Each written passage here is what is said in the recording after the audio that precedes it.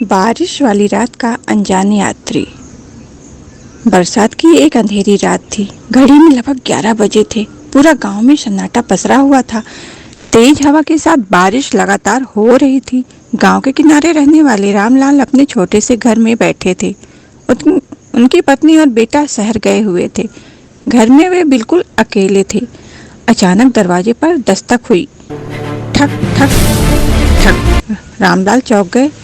इतनी रात को कौन हो सकता है? उन्होंने दरवाजा खोला तो सामने एक बूढ़ा आदमी खड़ा था। उसके कपड़े पूरी तरह भीगे हुए थे। हाथ में एक पुराना सा बैग था।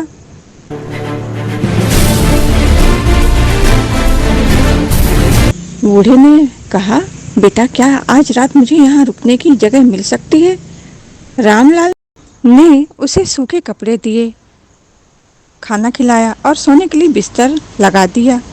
उसने कहा, यह आपका ही घर है, आप अंदर आकर आराम से बैठिए। खाना खाते समय बूढ़ा बार बार रामलाल को देख रहा था। रामलाल को थोड़ा अजीब लगा, लेकिन उन्होंने ध्यान नहीं दिया। सुबह जब उनकी आंख खुली तो बूढ़ा कहीं दिखाई नहीं दिया, लेकिन उसके बिस्तर पर एक पुराना बैग रखा था। लाल ने बैग खोला। अंदर नोटों की गड्डियां थीं। गिनने पर पता चला कि उसमें पूरे 5 लाख रुपए थे। रामलाल घबरा गए। उन्होंने सोचा कि बूढ़ा शायद भूल गया होगा। उन्होंने पूरे गांव में उसे ढूंढा, लेकिन वह कहीं नहीं मिला। दिन बीतते गए। एक सप्ताह बाद गांव में खबर फैली कि शहर के एक बहुत बड़े व्यापारी की मृत्यु हो गई है। उस व्यापारी का नाम सुनकर रामलाल चौंक गए। अखबार में छपी तस्वीर बिल्कुल उसी बूढ़े आदमी की थी। रामलाल की रूह कांप गई। वे सोचने लगे, अगर यह आदमी मर चुका था तो उस रात मेरे घर कौन आया था? अब उन्हें डर लगने लगा, लेकिन कहानी यहीं खत्म नहीं होती। 2 दिन बाद उनके घर एक वकील आया।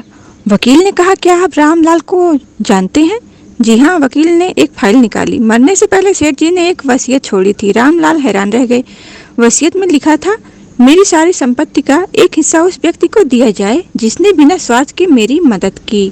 वकील ने आगे बताया, मरने से पहले सेठ जी कई दिनों तक साधारण कपड़ों में घूमते रहे। वे लोगों की इंसानियत को परख रहे थे।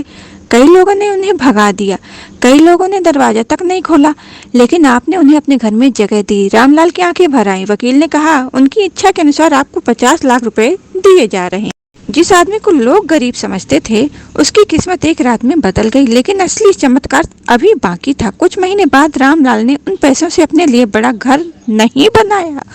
उन्होंने गांव में एक स्कूल बनवाया, फिर एक छोटा अस्पताल बनवाया। धीरे धीरे पूरा गांव बदल गया। लोग दूर दूर से आने लगे। एक दिन स्कूल के उद्घाटन समारोह में रामलाल ने कहा, उस रात मैंने किसी अमीर आदमी की नहीं, बल्कि एक इंसान की मदद की थी। अगर मैं भी बाकी लोगों की तरह दरवाजा बंद कर देता तो शायद आज यह गांव, मेरे घर, सभी जगह अंधेरा ही होता। उस दिन पूरे गांव की आंखें नम थी। और तभी रामलाल की नज़र स्कूल के गेट पर खड़े एक बूढ़े आदमी पर पड़ी। वह बिल्कुल उसी सेठ जैसा दिख रहा था। रामलाल दौड़कर वहां पहुंचा, लेकिन वहां कोई नहीं था। सिर्फ एक कागज पड़ा था। उस पर लिखा था, इंसानियत कभी व्यर्थ नहीं जाती, और नीचे एक मुस्कुराता हुआ निशान बना हुआ था। समाप्त। अगर आपको मेरी कहानी पसंद आई है तो प्लीज़ लाइक करिए, सब्सक्राइब करिए।